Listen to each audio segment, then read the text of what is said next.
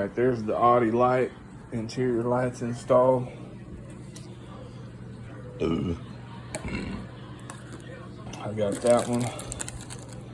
I'm going to drill this SS symbol for the Super Sport, for the Monte Carlo. I'm going to set it right there, like that. I got my back LED green switches.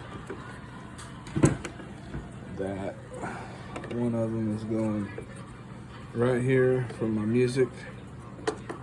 I'm putting it right there. Green's going right there. If it ain't broken. Alright, I got two of these. So green's going right there. Let's see here, I got the my hazard light switch is going, we'll put it right in the middle here, hazard light. USB port, I'll put the USB port, let's see, hazard light, USB, I'll put the USB port right here. I got my 4-pack switch set up there. I got my interior light switch and my headlight switch on and off, so got a couple of them to set.